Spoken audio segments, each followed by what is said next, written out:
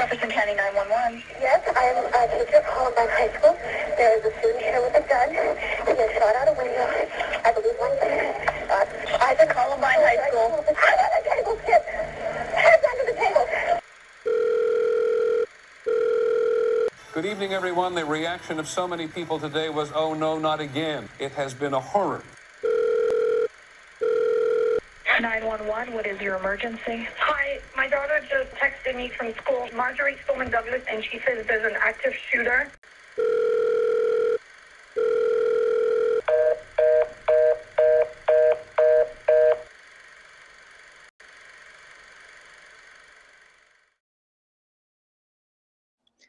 America is the #1 country in the world for firearm ownership and firearm fatalities. The Second Amendment gives American citizens the unique right to own firearms, and though this amendment was included in the Constitution to protect American citizens, it has done quite the opposite. The right to bear arms has resulted in the deaths of hundreds of thousands of people. One of the first school shootings in the country was at Columbine High School in 1999, and now, 22 years later, mass shootings in America are a weekly occurrence. No drastic gun safety legislation has been passed to help curb these shootings. In 2018, 19 years after the Columbine shooting, there was a mass shooting at Marjorie Stoneman Douglas High School, resulting in 17 students and staff dead and 17 more injured. Students at the school refused to take only thoughts and prayers in answer to the tragedy and decided to fight against lax gun safety policies in the country. They formed the March for Our Lives movement. The movement was headed by students from the high school, and for the past 3 years, the students, parents, teachers, communities, and politicians involved with the group have been working hard to pass legislation to end gun violence in America. But how did this era of gun violence begin? There is one organization that has done more than any other to stoke gun violence in the US, the National Rifle Association. The politics around guns has been controlled for decades by the powerful gun lobby, and the US has been turned into a global hotspot for gun violence. But now the March for Our Lives movement is helping to push against this by rewriting the political calculus behind guns. The NRA itself has a long and significant history. The NRA started as an actual rifle association, a marksmanship club, all the way back in 1871. For generations, the NRA worked with the government to limit the traffic in guns, especially where, say, ex-convicts or mental patients were involved. But in 1977, the dynamic shifted. At the 1977 NRA convention in Cincinnati, Ohio, a power struggle that had been going on for years burst into public view as a rebellion broke out on the floor and changed the NRA forever. The meeting was stormed by a group of political hardliners in retaliation to the Gun Control Act of 1968. The organization turned from a sports club into an all-powerful gun lobby. The former NRA president Richard D. Riley laments that the NRA was akin to the Boy Scouts of America, and now were cast with the Nazis, the skinheads, and the Ku Klux Klan. New marching orders were to oppose all forms of gun control in Washington and in the state capitals, and to aggressively lobby for gun owners' rights. The modern NRA is one of the most powerful lobbies in Washington, D.C. Post-Cincinnati Revolt, the NRA has adopted the rhetoric that any gun control is too much gun control. Its lobbying arm, the Institute for Legislative Action, pushes this agenda. The NRA-ILA keeps its members up to date with gun safety legislation and employs full-time paid lobbyists to fight gun control legislation in Congress. The NRA has been and continues to be opposed to policies such as background checks and waiting periods when an individual purchases a firearm. When the Brady Bill was proposed in 1993, the NRA lobbied heavily against it. The Brady Bill was a modest law, creating a 5-day waiting period for handgun purchases. It also required the dealer to contact the local police departments so they could conduct a background check on the buyer. The Brady Bill was supported by 95% of the population, an astonishingly high majority. A waiting period is proven to cut down on gun homicides, but the NRA still unabashedly opposed this legislation. The organization has also shamelessly opposed a ban on high-capacity magazines. Magazines with dozens of rounds are what enable mass shootings. A shooter can fire dozens of rounds as fast as they can pull the trigger. Carl T. Bogus is a professor of law at the Roger Williams University and has written many articles about gun violence and the best solutions to it, one of which was banning high-capacity magazines. I would create limits on magazines so that you can only have so many rounds, so many bullets in a magazine. 5 rounds maybe, 7 rounds maybe. And the importance of this is that it would restrict mass murderers in the number of people they can shoot before they're brought down by law enforcement or whatever. Instead of having mass murderers that fire 30 rounds, change a magazine in a few seconds, and throw in another 30-round magazine, a shooter would be limited to 7 rounds or 5 rounds, and then they would have to switch magazines. That would slow them down a great deal. So even though banning high-capacity magazines is a modest legislative initiative that could save thousands of lives, the NRA lobbies heavily against it. But while the NRA opposes these modest gun safety measures, its lobbying arm isn't only for opposition. Starting in the early 2000s, the NRA-ILA began heavily lobbying for the passage of Stand Your Ground laws. The original Stand Your Ground law was passed in Florida in 2005.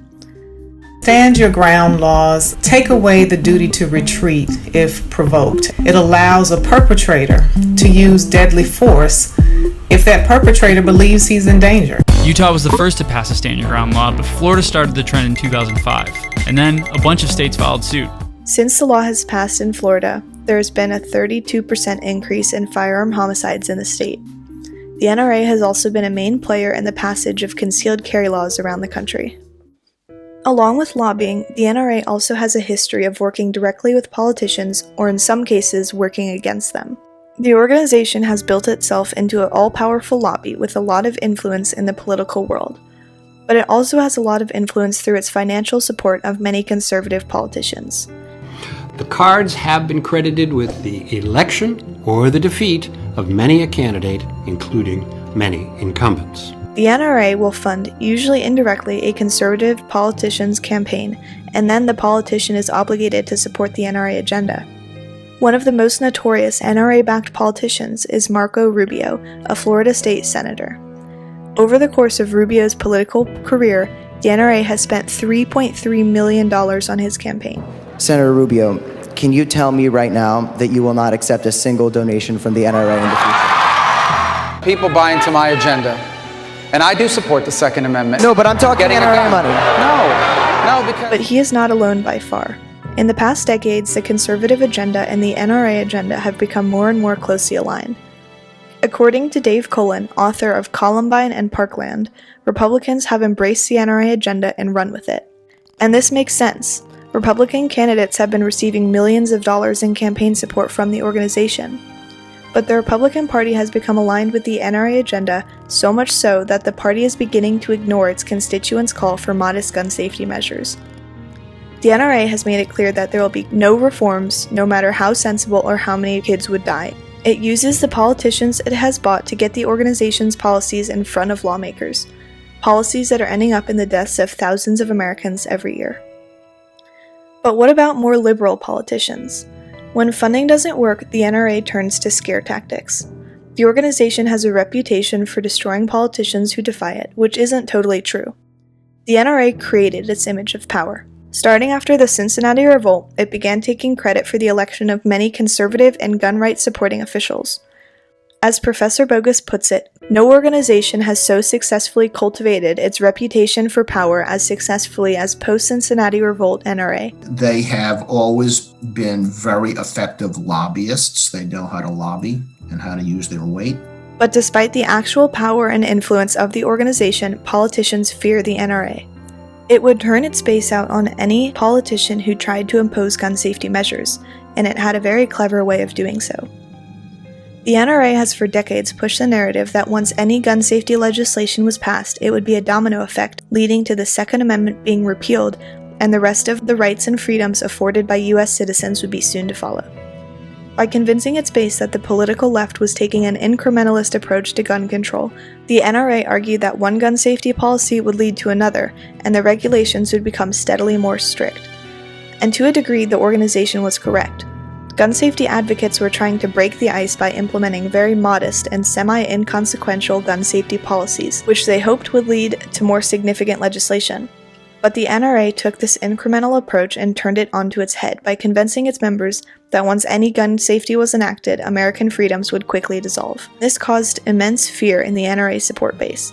They have been driven by their own financial interest because they know that if they can sell fear about gun grabbers and gun controllers, money will pour in from their supporters. So when any politician proposed gun safety, the NRA pinned that politician as unpatriotic and attempting to steal American freedoms. This would whip up the 5 million NRA members, and that politician became a target. No political leader has ever had the courage to take on the NRA. So for the most part, it is backed by one political party and feared by the other. The organization's policies garner a lot of support, and it has made itself up into a powerful gun lobby. However, not all of its policies are actually what its membership would benefit from, or even what gun owners want. A lot of the legislation it passed have caused firearm murder rates to rise and created a more unsafe environment. It seems that the NRA's goal, more so than being the voice for gun owners, is to keep as many guns as possible in circulation and make sure firearms are as easy as possible to obtain. But what would it get out of more guns on the street when more firearms in circulation is clearly linked with increased firearm homicides? In 2011, the Violence Policy Center, an organization that conducts research, advocates, and educates the population to work to stop gun violence, released a study titled Blood Money. The NRA makes most of its money from their Corporate Partners program. This program allows corporations to donate certain amounts of money to the NRA, and in return they receive different levels of recognition based on their contribution amount. From 2005 to 2011, the NRA received somewhere between $20 million and $50 million from the Corporate Partners program. But the Blood Money study found that over 74% of the funds the NRA received from this Corporate Partners program came directly from members of the firearm industry. These companies are involved in either the manufacture or sale of firearms or shooting-related products, according to the study. So between 2005 and 2011, the NRA received anywhere from $15 million to $40 million from the gun industry. Some of the most notable corporate partners in the gun industry are Arsenal Inc., Smith & Wesson Corporation, Springfield Armory, and Sturm Ruger & Co. Inc., just a few out of the list of over 22 members of the gun industry that contribute to the NRA through the Corporate Partner Program. I don't think there's any doubt that the NRA has been in league with the gun industry, manufacturers of guns and ammunition and accessories. They've been driven in significant part by financial interests of the industry. The NRA declined a request to comment on their relationship with the gun industry. However, the Partners Program isn't the only way members of the firearm industry contribute to the NRA. Another program that gun stores have implemented is the Roundup or Add a Buck program. These allow individuals making purchases at gun stores to round their purchase up to the nearest dollar, or adding $1 to the purchase, and the difference goes towards the NRA. In 2016, Sturm Ruger & Company announced a promotional campaign in which it donated $2 of every new firearm purchase to the gun group. The company paid the NRA $1.5 million in 2017 and 2018. There is very little transparency in the firearm industry, but more studies have come out showing that millions of dollars flow between the industry and the NRA. But this isn't a one-sided relationship. Members of the Corporate Partners Program receive a lot in return. The biggest favor the NRA does for the gun industry is keeping the gun market as large and unregulated as possible. Pre-COVID-19, gun sales were dropping, so the industry was trying to find new markets. The companies began marketing more heavily towards women and children, and because children aren't able to purchase firearms, the industry began marketing to parents as well. The NRA has done a very good job of keeping the market as open as possible through their policies and lobbying. While protecting gun owners' rights, the organization is also working to make sure that gun manufacturers can make any kind of gun they want, while also being able to sell to the most amount of potential buyers possible. A lot of its policy pushing stems from what helps the industry. The NRA is very opposed to an assault weapons ban because that is a huge market for the industry. It has also pushed against raising the age to purchase a long gun from 18 to 21. If the purchase age were to be raised, this would wipe out a whole age bracket that is typically a sizable source of revenue for the firearm industry. The gun industry has been struggling in the past years, and it may not be able to survive without the political help of the NRA. U.S. firearms sales fell 6% in 2018, marking the second straight year of declines. Falling sales could be hurting the gun industry's ability to give money to the NRA. The relationship between the firearm industry and the NRA is a codependent and symbiotic one. The industry funds the NRA, and the NRA makes sure that the industry can continue to sell firearms. The organization's policy pushing has created a dangerous environment because it has allowed the US to get to a place where there are more firearms in the country than there are citizens. The more firearms there are in circulation, the more people will be shot. The NRA and its collaboration with the firearm industry makes for a dangerous pair. The Columbine shooting happened 22 years after the Cincinnati revolt. The shooting left 13 dead and more than 20 injured. At the time, this was shocking, but such shootings have become commonplace. And while the NRA commonly cites itself as the reason for the violent crime rates dropping in the US, the firearm death rates have risen dramatically since the early 2000s, according to the Violence Policy Center. The US is at a point where mass shootings and firearm homicides are an ordinary event, and gun safety reform has become seemingly impossible. For 40 years, the NRA has stoked this culture, and now the March for Our Lives movement has taken it head-on. Taking a bipartisan and reasonable approach, the movement aims to raise awareness about the issue, educate the general public, and pass legislation to stop the gun violence epidemic. The March for Our Lives movement was formed in February of 2018. Later that year, in the 2018 midterm elections, there was a 47% increase in young voter turnout, and a record 46 NRA-backed candidates lost their election. The March for Our Lives movement has already had a significant impact on voter turnout and election results, and they plan to do even more. The movement proposes a peace plan for a safer America called the Change Plan, which consists of a 6-faceted approach to halving the amount of gun deaths in 10 years. The movement is pushing for a series of interlocking policy changes that can reduce gun violence. One of the most important legislative initiatives is changing the standard of gun ownership in the US. This would include implementing a national licensing and registration program, which is proven to cut down on illegal gun trafficking, gun suicides, and gun homicides. A licensing system creates a database for gun owners which provides accountability and makes sure that guns don't get into the wrong hands, which keeps everyone safe. This would also include banning assault weapons and high-capacity magazines. They are especially dangerous weapons, and if they are banned, mass shooters don't have the same ability to kill dozens of people in one round, making shootings far less deadly. The movement also seeks to change one of the most important but little-known legal decisions about gun rights. The case is called DC versus Heller. March for Our Lives aims to reverse the decision of this case.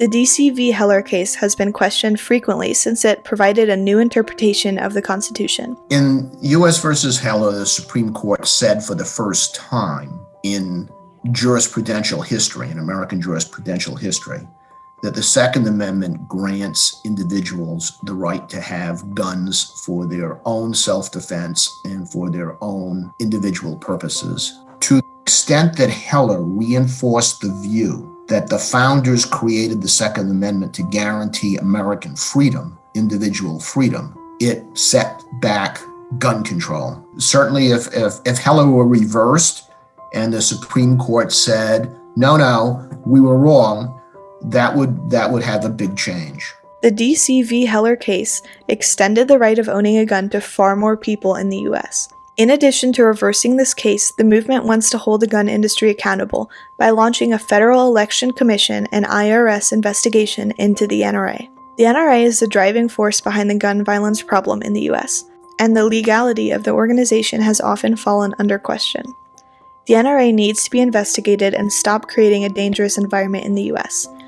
But just dissolving the organization wouldn't be enough to fix the problem of gun violence. It'll only be a temporary hiccup, because I think that there'll be a new NRA that will be formed and will pretty quickly be infused with cash and support from the industry and from members of the former NRA group. So you'll just have a new entity. One will go bankrupt and be dissolved, a new one will spring up.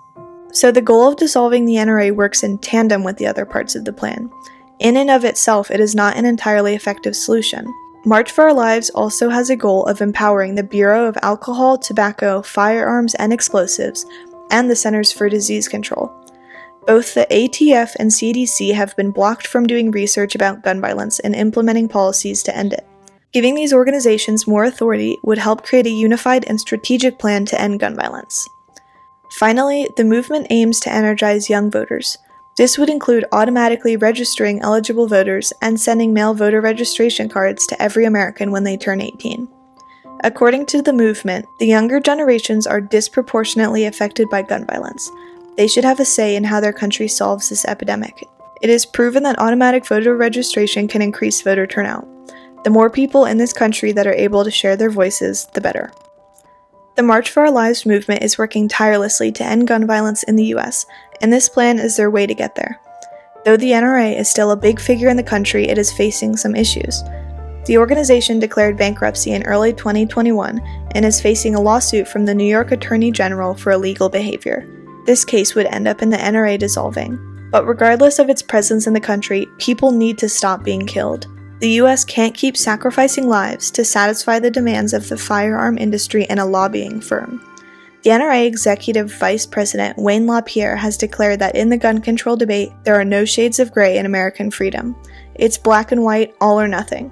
He closed off his speech at the NRA National Convention in 2002 by stating, "You're with us or you're against us." To end this epidemic of gun deaths in the United States and create a safe environment, then we must stand against the NRA. And to do this, we must stand with March for Our Lives.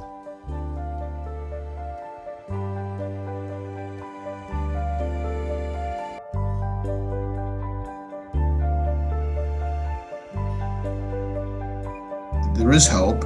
I think what one of the most frequent mistakes people make is thinking that the way things are now are immutable, and public attitudes today are immutable. So if it's hopeless today, it's hopeless. I've seen things change over my lifetime on this issue quite significantly, and continue to make that argument year in and year out over a period of time, and things will change.